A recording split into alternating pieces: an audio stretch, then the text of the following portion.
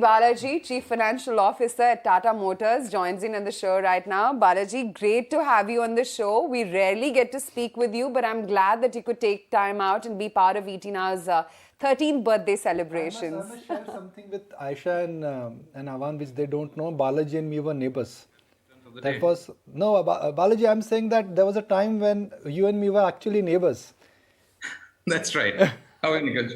Good to have you back. What a fancy neighborhood, guys. He sped away in his EV or his car then. Okay. Balaji, so great to have you on ET Now. Thank you for joining us. I know in running in between meetings and you've taken time out to join us means a lot to us. So what should we start with? The good news? The good news about passenger car market share gain, or the bad news about volatility which is happening at the global level in terms of the JLR business? Whatever you prefer, Nikunj. Perfectly fine, either way. Let's start with good news, since it's all about celebration. Sure. It's been a comeback. It's been a real strong comeback for Tata Motors passenger car business. For a brand which was struggling, now it is enjoying double-digit market share. Is this as good as it gets? Not really, because I believe there is a lot going in our favor and there's lots more to be done from our end. And if I look at the work that we have done so far, what's really worked for us so far is the product portfolio, as well as the entry into electric vehicles. And there's still work to be done, be it the front-end distribution, the whole digitalization journey that we are on to. And also we believe that the consumer himself or herself is premiumizing. And therefore our call on safety as well as design and connectivity is something that's going to really continue to give us momentum going forward as well. And the work on electric is just about begun. We've hit about 7.5% penetration, and we see that increasing to at least about 25% plus by 2025. And we have 10 more cars coming in, 10 electric vehicle models coming in by that time. So there's enough to play for in this, and let's say for not assume that the best is behind us.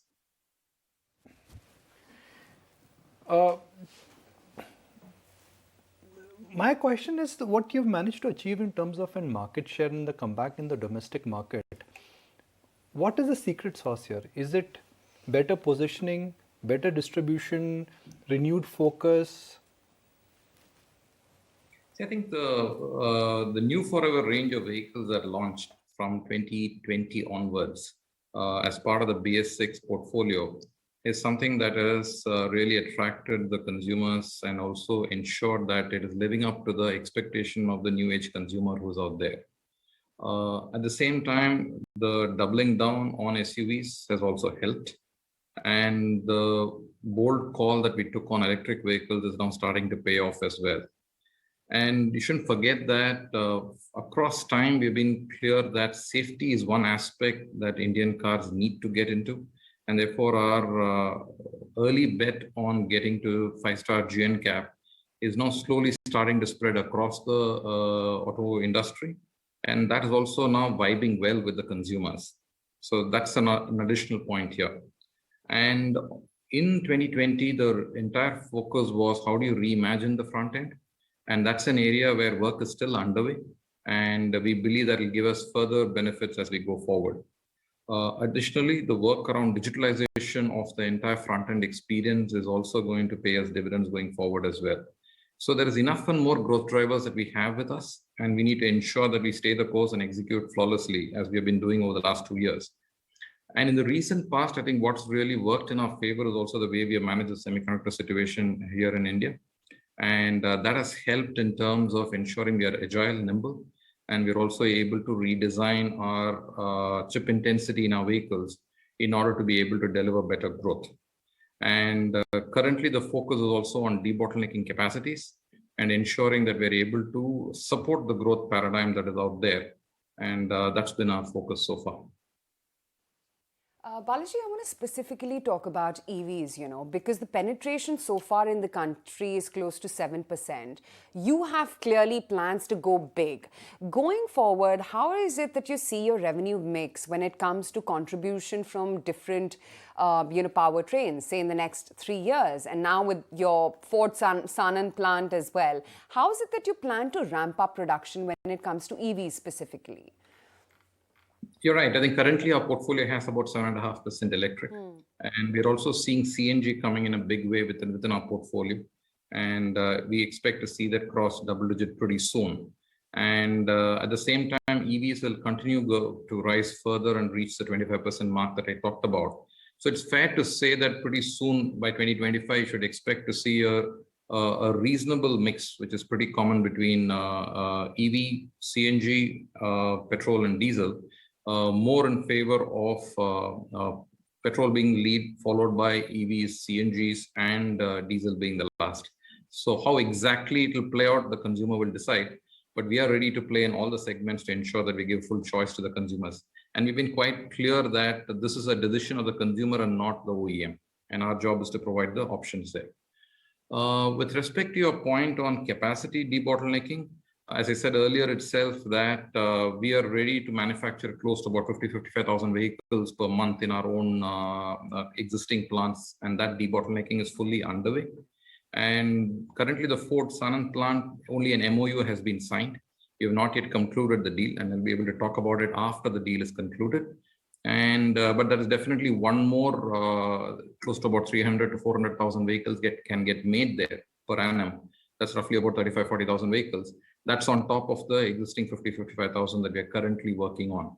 So we believe we have the right mix of powertrains, nameplates, and capacities in order to be continuing to deliver this growth journey.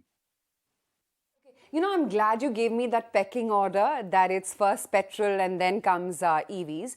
But tell me, when I talk about EVs, how is it that you see yourself managing profitability? Because one concern in the market and your shareholders is that, you know, as per regular understanding, EV is going to be less rewarding than ICE for now. So how is it that you try and protect profitability in that sense? Because while EV may be second in the pecking order, but it is going to be a large share nonetheless.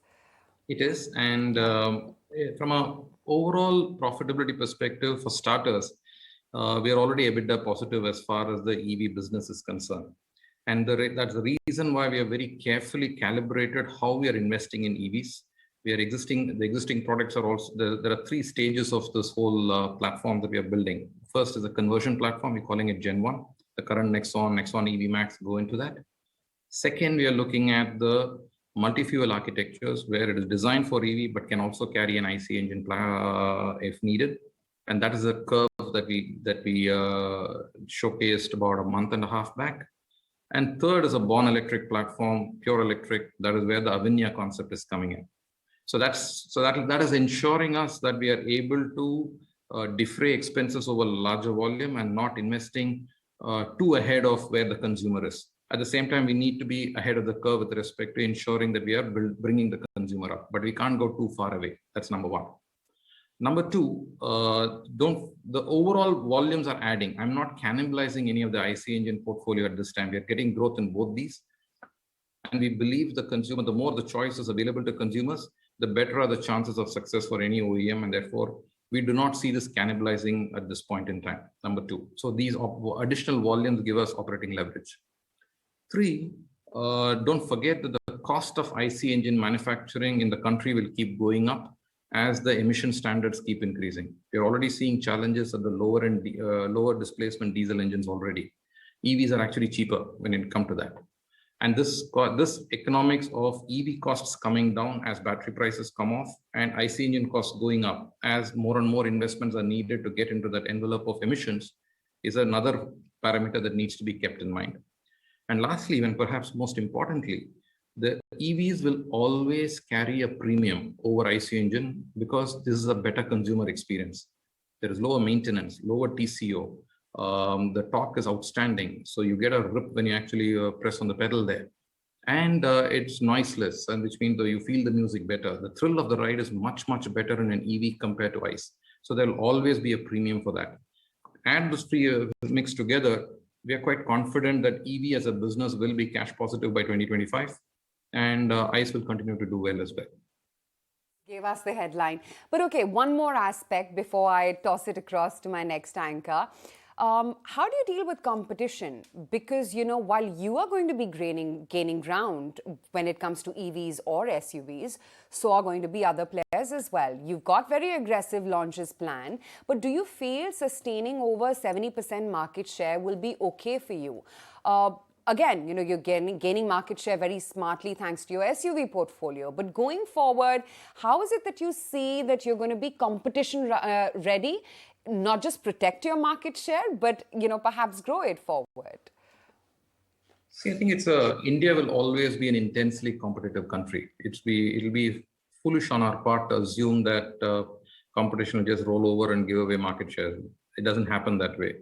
But we believe with the product portfolio that we have, the propositions that we have, as well as the first mover advantage that we have on EVs will stay us in good stead. Just a statistic here. On EVs alone, by the time the first round of serious products come into the marketplace, we would have clocked almost 800 million kilometers of Indian drive conditions.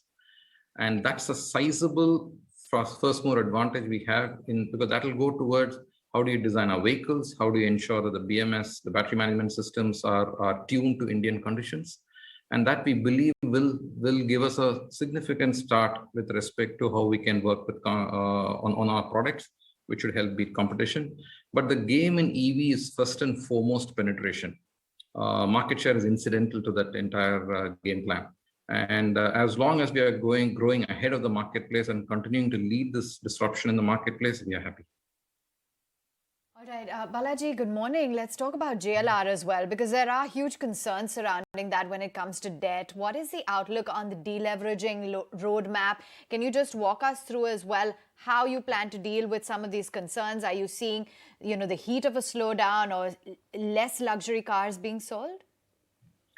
Okay, there are a lot of questions in that one question. So let me unpack that first, Sure. one thing at a time. Let's start with debt first. As far as JLR is concerned, we have guided for a 5% EBIT and a 1 billion of cash flows this year. And as far as their debt levels themselves are concerned, in the next 2 years, we are quite confident it will come down to zero. Why do I say that? Two reasons. If you look at the 1.5 billion of cash outflow that happened last year, almost entirely it is working capital led.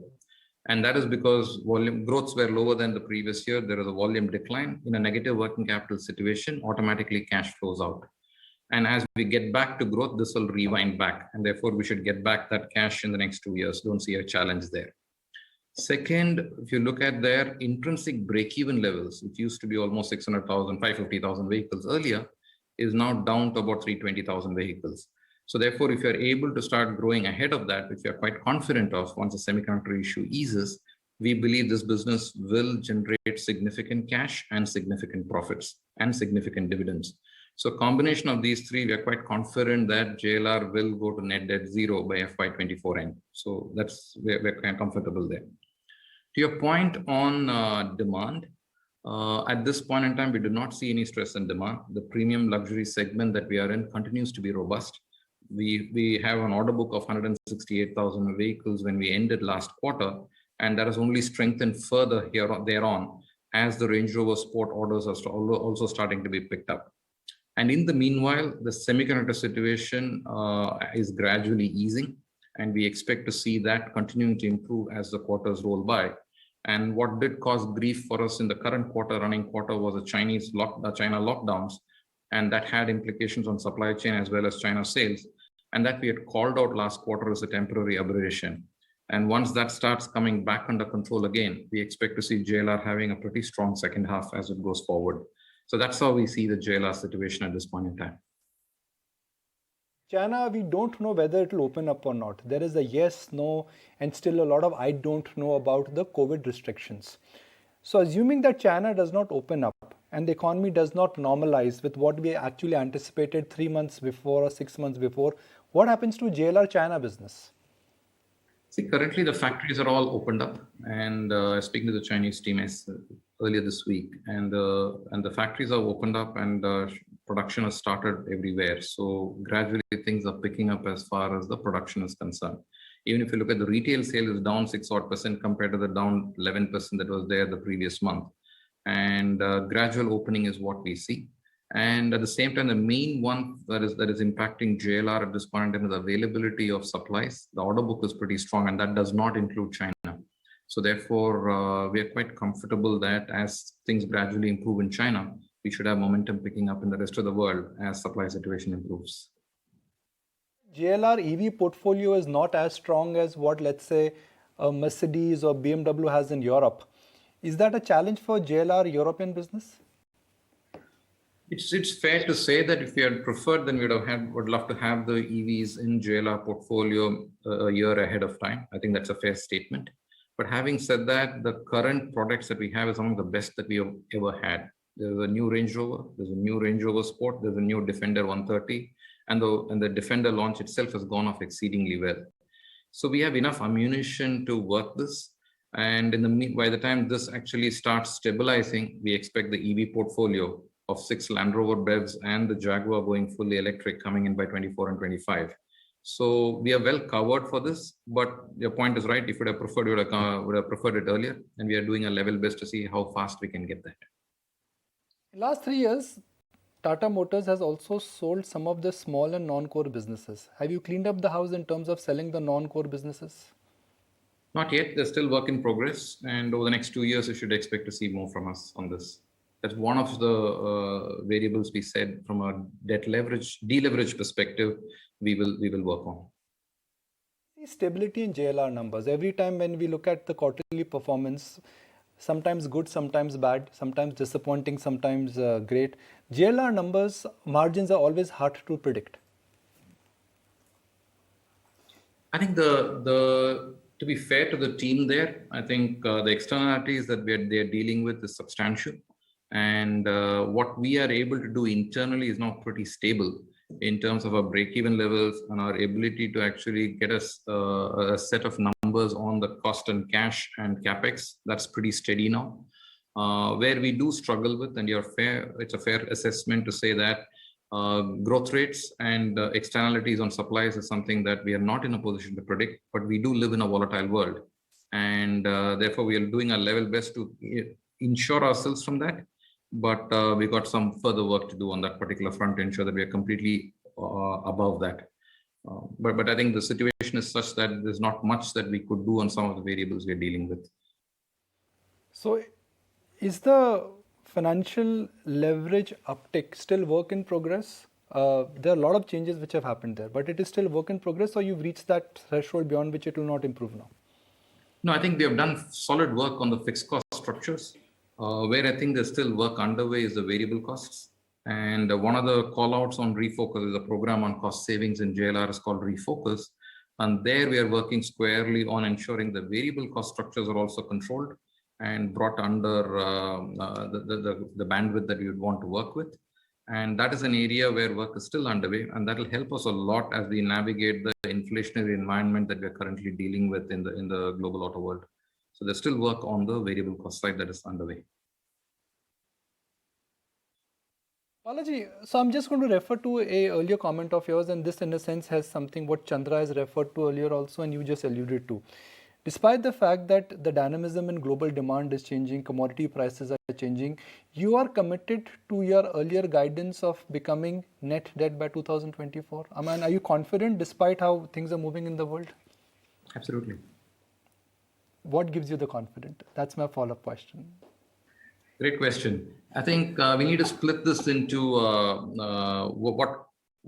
let's talk the individual line items. Yeah, I think the first one is capex, which is where the investment outlay both in JLR and Tata Motors is now. It's very clear that each of these businesses are living within their means, and we did have significant cash drains in passenger vehicles earlier. That is now behind us. And the commercial vehicle cycle is just starting to turn. And therefore, we do expect a combination of those two. The Indian business is well on track with respect to delivering its objectives. As far as JLR is concerned, what we are facing is a supply situation, which is something which should significantly improve in the second half of the year as overall demand starts cooling off in the rest of the parts of the economy. We do not see demand as a challenge in the premium luxury segment that we are operating in JLR. And with our break-evens having been reduced significantly, we do believe the combination should give us the ability to generate cash. And look at it differently. We are dealing with close to about 48,000 crores of cash, of which 7,000 crores is just IFRS related stuff. And that's just going to be there. Whatever you do, that number will be there. But about 10,000 crores out of this 48,000 crores is just working capital related. So that will go away on its own when the growth comes back again. And that leaves with us to deal with about 32,000 crores. And 32,000 crores between JLR and TML is a comfortable 2-year target to go ahead and deliver.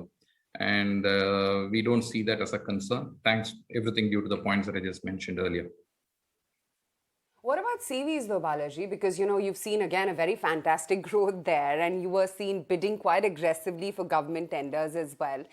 How does this segment stand looking forward?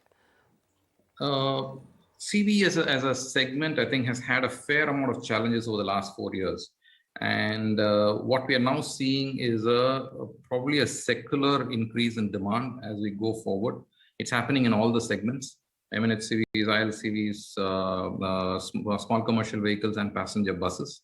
There's also a huge electrification roadmap underway, particularly on the buses segment that we would want to take the lead on, similar to what we did in passenger vehicles. And at the same time, with the infrastructure investments coming in, availability of credit, and the overall aging of the vehicles, because it's been now the vehicle life is actually now almost 9.5 years. It typically works at about 8 odd years. That also means the fleet is getting renewed at an aggressive pace. So combination of these would also mean that CV is probably going to see a significant growth going forward. What has caused the problem in CVs in the near past has been the runaway inflation, particularly on steel prices and precious metals. And that we are expecting to cool off, which should give stability in pricing going forward. And that will also help people to take decisions. And the key metric to look for in CVs is what is the viability of the fleet operator or the transporter. And with freight rates increasing to the extent that it has, as the GDP is picking up, they are able to make ends meet, even though there's a rise in interest rates or the rise in fuel costs or the rise in the vehicle cost that is there. So of which the big one that's probably likely to stabilize is going to be the rise in vehicle cost as steel prices come off. And therefore, we are able to see collections also starting to improve. And therefore, this cycle is now starting to come to the right place. And therefore, I do expect a significant improvement in CV demand as we go forward. But obviously, the situation, again, there are a lot of moving parts here. So we need to be very cautious and not get carried away. I'm very comfortable with the gradual improvement in growth. It just gives everybody the right kind of growth that one would look for. So glad that you could take time out, and you should speak to us more often. Just gave us so much in-depth insight into what's going on at Tata Motors. But before I thank you, I see a picture of some fancy cars behind you. I'm curious to know, which car are you driving? I drive an F-Pace, so one of the cars that I intend to take going forward once my current car finishes its years. That's the coolest one. Okay, great speaking with you. Thank you. Pleasure's mine.